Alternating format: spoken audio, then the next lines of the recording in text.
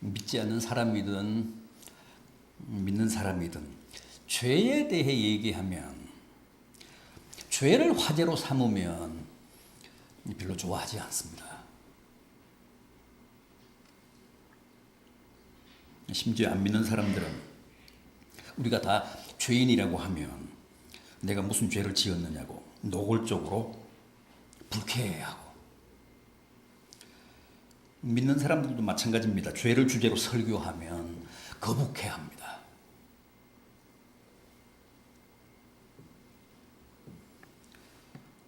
그러나 아무리 그래도 우리는 역시 죄인입니다. 다윗은 내가 죄 중에 잉태되고 죄악 중에 출생했다고 했는데 그건 어김없는 사실입니다. 우리는 누구나 자기의 의지나 행위와는 상관없이 태어날 때부터 이미 죄인입니다. 그걸 원죄 혹은 유전죄라고 하잖아요.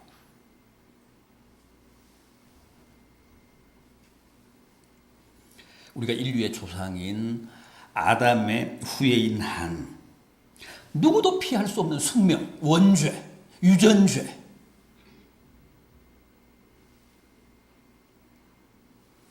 부모나 조상으로부터 여러 가지 유전병을 물려받듯이 아담이 범한 원초적인 죄, 원죄도 그렇게 우리에게 유전이 되기 때문에 우리는 이미 다 모태 죄인으로 출생합니다.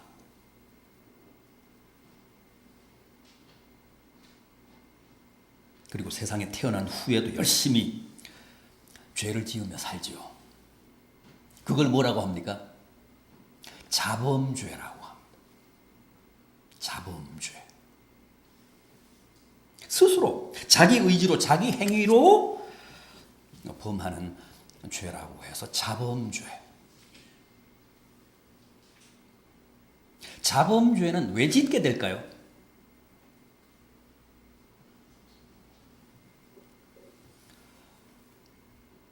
자범죄. 왜 착한 생각, 선한 행위만 하면서 죄를 짓지 않고는 못 살까요?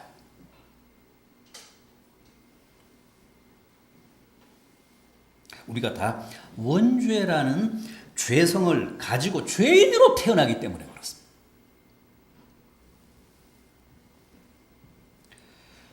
원죄 때문에 자범죄도 불가항력적입니다.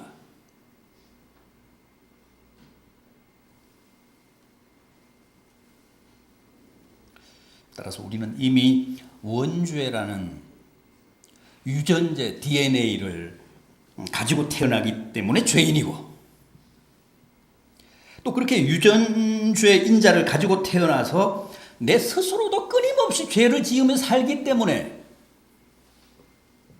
완벽한 죄인입니다.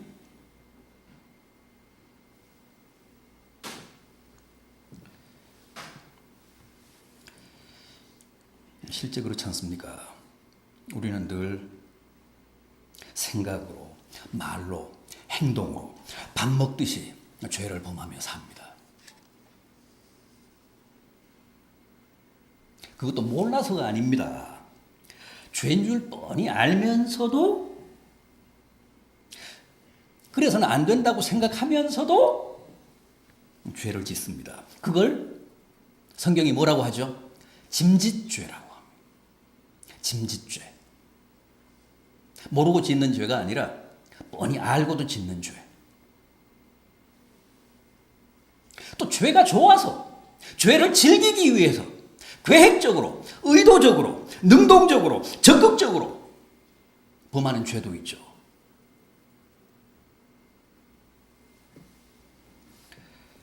그건 무슨 죄입니까? 그걸 무슨 죄라고 분류를 합니까? 고범죄. 고의로 범하는 죄.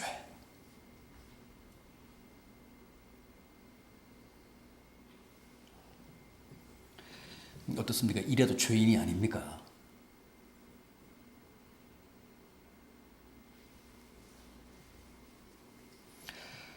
이래도 우리를 죄인이라고 규정하는 성경 말씀이 부당하고 억울하고 불쾌하십니까?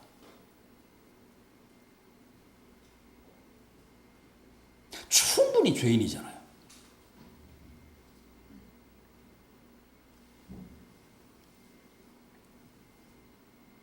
오늘 제가 소개해드린 본문 8절을 보면 우리가 만일 죄가 없다고 말하면 스스로 속이고 또 진리가 그 속에 있지 않다고 합니다. 10절 말씀을 보십시오. 만일 우리가 범죄하지 아니하였다 하면 하나님을 거짓말하는 이로 만드는 것이고 그의 말씀이 그 속에 있지 않다고 합니다. 얼마나 정확한 말씀입니까?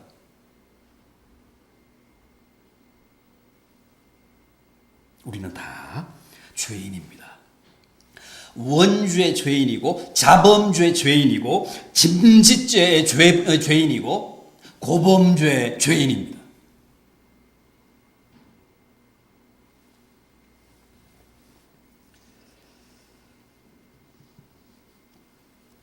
자, 이렇게 날마다 각종 죄에 쩔어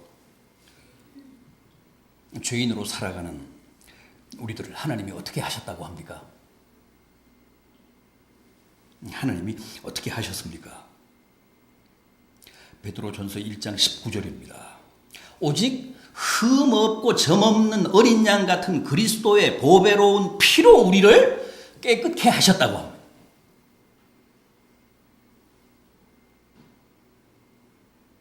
그리스도께서 당신의 보배로운 피로 우리의 그 죄값을 대신 다 지불해 주셨다는 겁니다.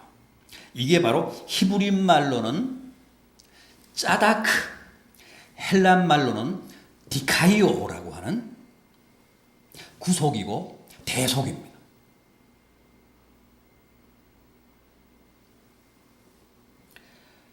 주님이 당신의 생명을 바쳐서 당신의 피를 바쳐서 우리의 그 많은 죄값을 지불하고 구원해 주셨다는 겁니다. 구출해 주셨다는 거예요. 이게 구속이고 대속입니다. 따라서 이제 주님의 십자가를 믿는 사람들은 주님의 그 보혈로 말미암아 원죄, 자범죄, 짐짓죄, 고범죄가 다 씻겨서 깨끗한 하나님의 자녀들로 거듭난 사람들입니다.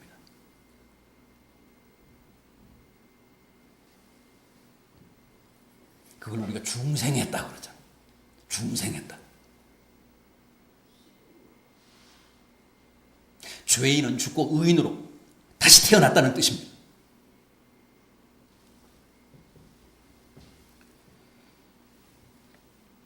주님이 당신의 피를 바쳐 우리를 대속해 주셨기 때문에 그 사실은 확실하고 추호도 의심의 여지가 없습니다. 그런데 문제는 우리가 다 그렇게 해서 새 사람이 됐고 하나님의 자녀들로 거듭났는데 그럼 이제는 더 이상 그 어떤 죄도 안 짓느냐 하는 겁니다.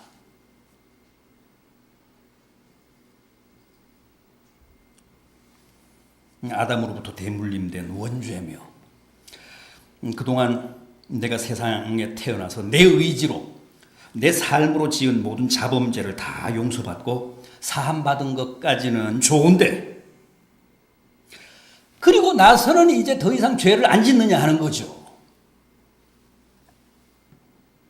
어떻습니까? 절대 그렇지 않습니다.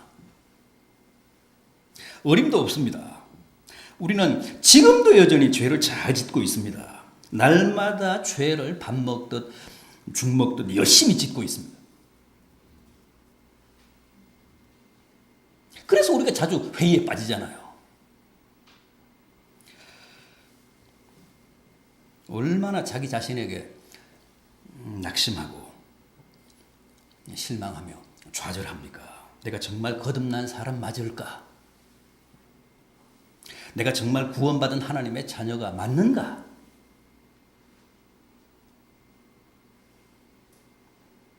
오죽하면 바울 같은 사람도 다 오호라 나는 곤고한 사람이로다. 누가 이 사망의 몸에서 나를 구해내랴? 그렇게 비명을 지르며 힘들어하고 괴로워했을까요?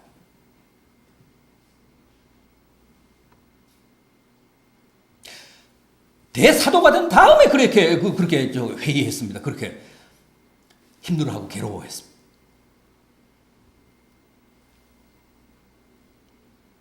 거듭났으면 사도가 됐으면 더 이상 죄를 짓지 않아야 하는데 현실은 결국 그렇지 않다는 거죠. 왜 그럴까요?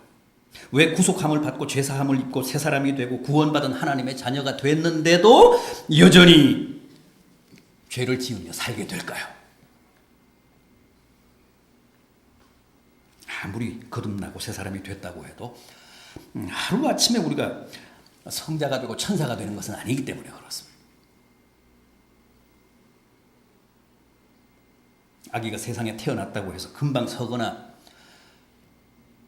뛰게 되는 게 아니듯이 수없이 자빠지고 엎어지며 걸음마를 배우듯이 영적으로 거듭난 사람도 꼭 그와 같습니다. 여전히 죄 짓고 여전히 엎어지고 자빠집니다. 그러나 비록 전과 똑같은 죄를 범한다고 해도 이제는 그 죄의 성격은 완전히 다르다고 했죠. 전에는 마귀의 종으로 살면서 마귀가 시키는 대로 세상의 종으로 살면서 세상이 부리는 대로 죄를 지으며 살았지만은 이제는 마귀가 시켜서 무슨 세상이 조종해서가 아닙니다. 내 몸에 배인 옛 사람의 습성 때문에 옛 사람의 버릇 때문에 그 관성 때문에 본의 아니게 죄를 짓는 것이라고 했습니다.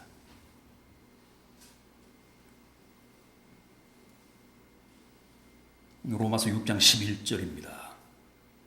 이제 우리는 죄에 대해서 죽었다. 죽은 자들이다. 맞습니다. 우리는 죄에 대해 죽은 자들입니다. 그러나 이 말씀은 죄의 통치나 죄의 지배력이나 죄의 종으로 살던 옛 신분, 옛 소속에 대해 죽었다는 뜻이지 죄의 습성이나 죄에 대한 기호나 죄에 대한 시나리오까지도 다 죽었다는 뜻은 아닙니다. 우리는 여전히 죄가 좋습니다.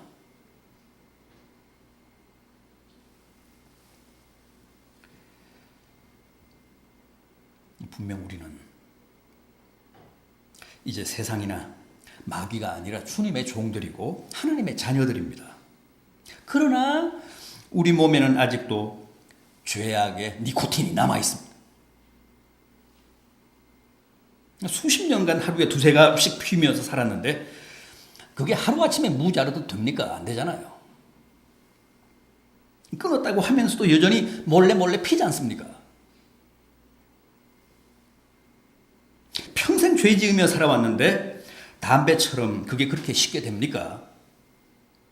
마귀가 강제하는 것은 아니지만 옛날 가락 때문에 우리는 지금도 여전히 귀에만 있으면 죄를 짓습니다.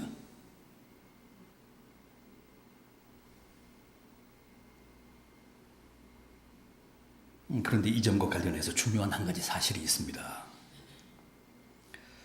뭡니까? 이제는 비록 죄를 범한다고 해도 그냥 못난 신자고 나쁜 하나님의 백성일 뿐이지 죄를 지었다고 해서 다시 옛 신분으로 돌아가는 것은 아니라고 했습니다.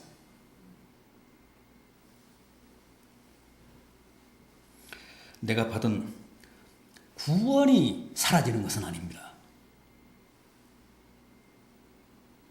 못난 자식이고 불효자일 뿐이지 하나님의 아들이라는 신분이나 지위 자체가 해소되거나 원천 무효되는 것은, 원인 무효되는 것은 아니라는 거죠.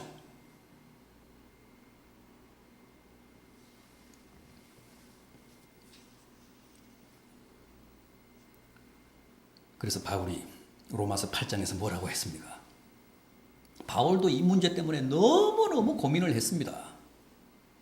누가 사망의 몸에서 나를 구해주랴 하며 비참해서 자기의 가슴을 쳤습니다. 그러다가 깨달은 게 바로 이 로마서 8장 말씀 아닙니까? 이제 그리스도 예수 안에 있는 자에게는 결코 정죄함이 없다. 그러면서 뭐라고 했습니까? 누가 능히 하나님이 택하신 자들을 고발하리요? 누가 능히 우리를 그리스도 예수 안에 있는 하나님의 사랑에서 끊으리요?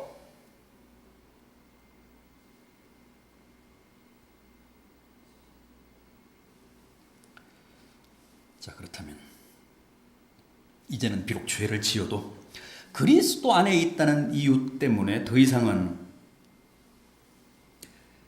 정죄함을 받지 않으니까 오직 하나님이 칭의, 의롭다고만 부르신다고 하니까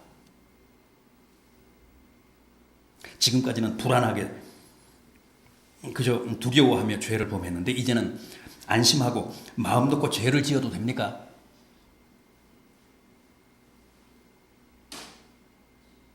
죄를 지어도 정죄하지 않는다니까. 이제는 아무런 부담 없이 죄를 지어도 됩니까?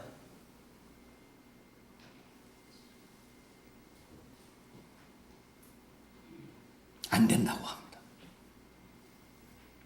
로마서 6장 2절은 분명 그럴 수 없느니라 그럽니다. 왜요? 받은 구원이 무효가 되기 때문이 아니라 구원받은 하나님 백성의 지상과제요 최대 목표인 성화를 그만큼 지체시키기 때문입니다.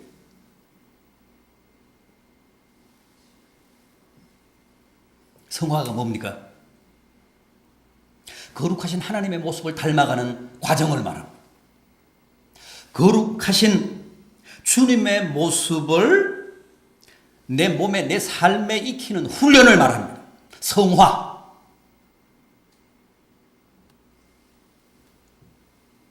죄가 내가 받은 구원을 해소시키는 것은 아니지만 성화를 방해한다는 겁니다.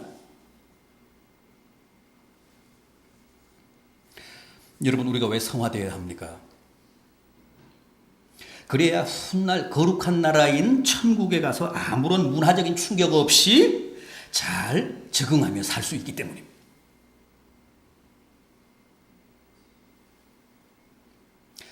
생각해 보십시오.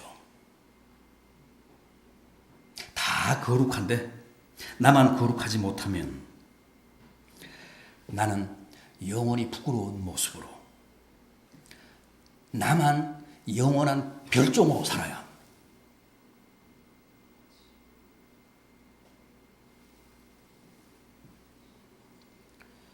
그래서 죄가 비록 우리의 구원은 해치지 못한다고 해도 성화를 치명적으로 방해하기 때문에 정죄함이 없다고 해도 절대 안심하고 죄를 짓거나 죄를 즐길 수 없다는 겁니다.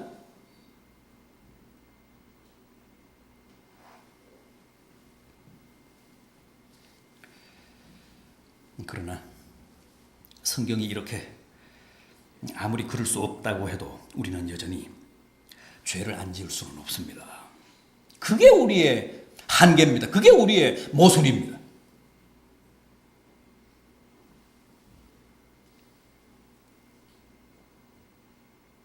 죄가 아무리 우리의 성화를 지체시키고 성화를 해친다고 해도 우리는 여전히 죄를 지으며 살 수밖에 없습니다. 이 문제를 어떻게 해결해야 하는가? 이 문제를 어떻게 할 건가?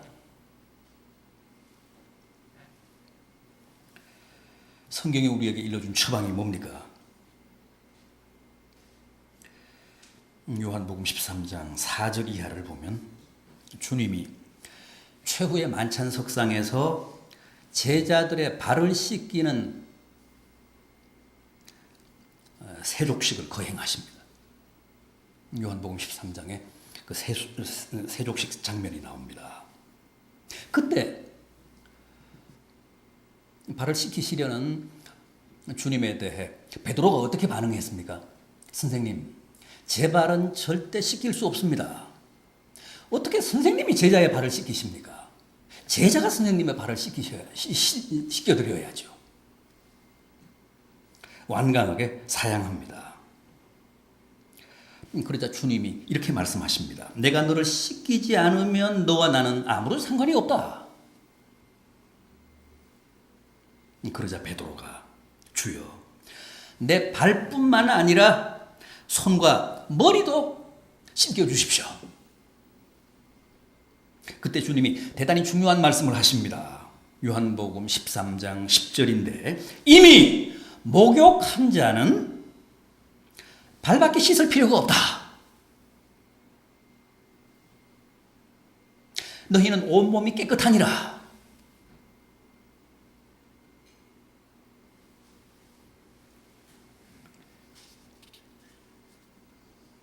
여러분, 우리는 다 목욕한 자들입니다.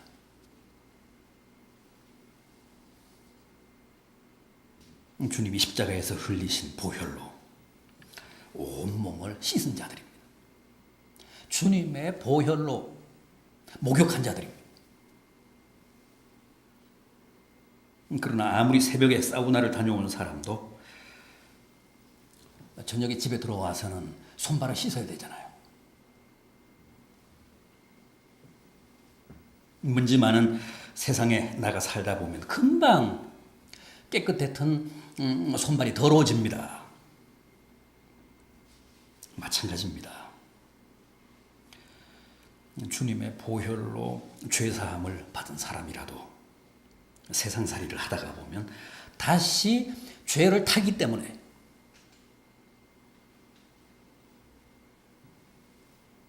그런 죄는 그때그때 씻어줘야 합니다. 전신을 씻을 필요는 없지만 손발은 씻어야 된다.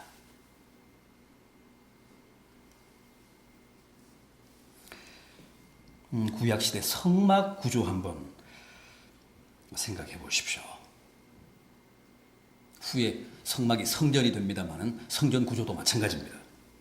아무튼 그 성전 뜰에 들어서면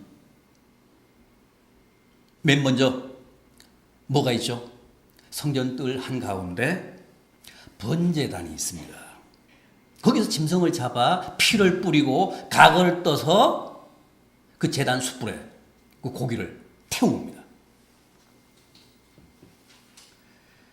그것은 하나님을 뵈러 성소나 지성소로 나가기 위해서는 먼저 제물의 피로 내 죄를 깨끗이 해야 한다는 뜻입니다. 피로 목욕을 해야 한다는 뜻입니다. 그리고 나서 성소로 들어가는데, 그런데 성소에 들어가기 직전에 또 하나의 기물이 있습니다. 성물이 있습니다. 그게 뭡니까? 대야가 있습니다. 물두멍이 있습니다. 물이 담긴 대야가 있습니다. 성소에 들어가기 직전에 그게 놓여 있습니다. 분명 번제단에서 희생 제물의 피로 내 온 몸을 깨끗이 씻었는데 다시 성소 앞에 이르면 물두멍이 있어서 거기에 손을 씻어야 합니다.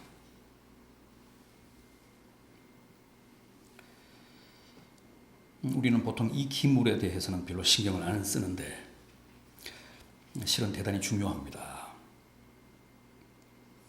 번제단에서 대속의 피로 모든 죄를 다 씻고 성결케 된 자라도 성소에 들어가기 전에는 다시 손에 먼지를 씻어야 된다는 뜻입니다.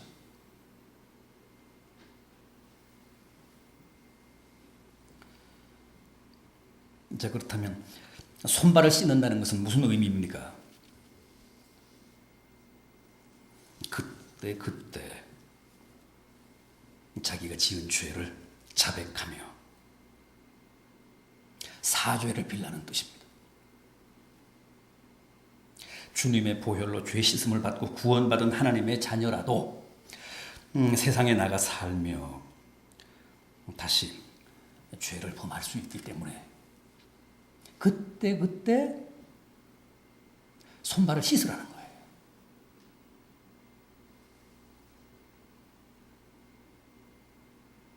제가 봉독해드린 오늘 본문 구조를 보십시오. 만일 우리가 우리 죄를 자백하면 그는 미쁘시고 의로우사 우리 죄를 사하시며 우리를 모든 불의에서 깨끗게 하실 것이요.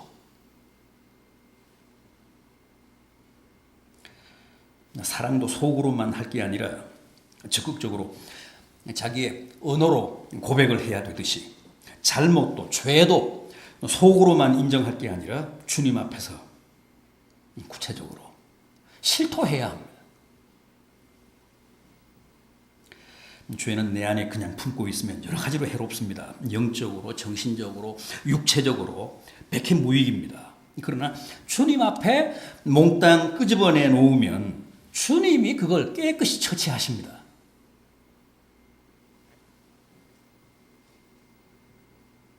가톨릭에서는 고해성사라고 해서 죄 고백을, 죄 자백을 가장 큰 성사로 여기잖아요.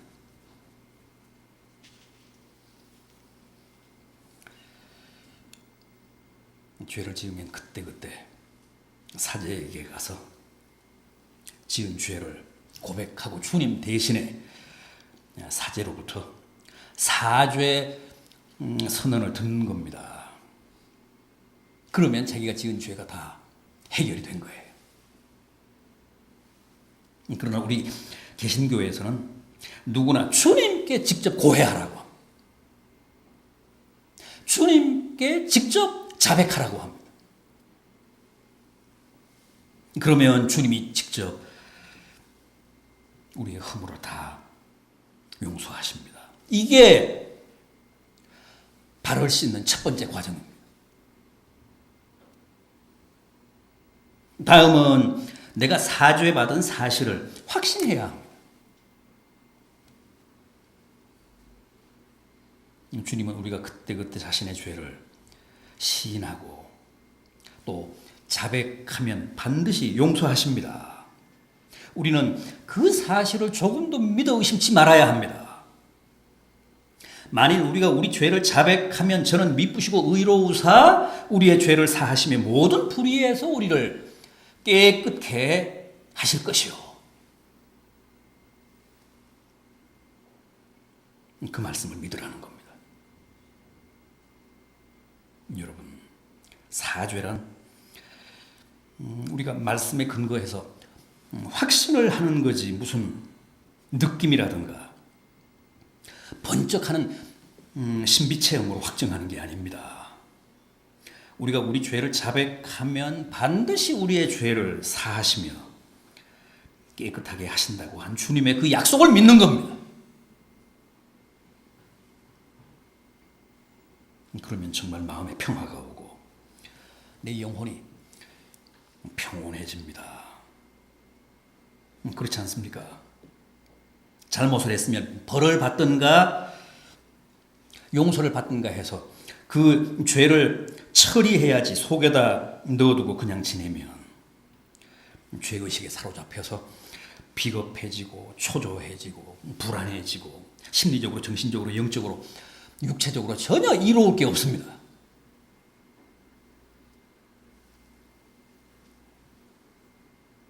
부디 자백을 통해 모든 죄의 짐을 주님의 십자가 아래 내려놓으십시오.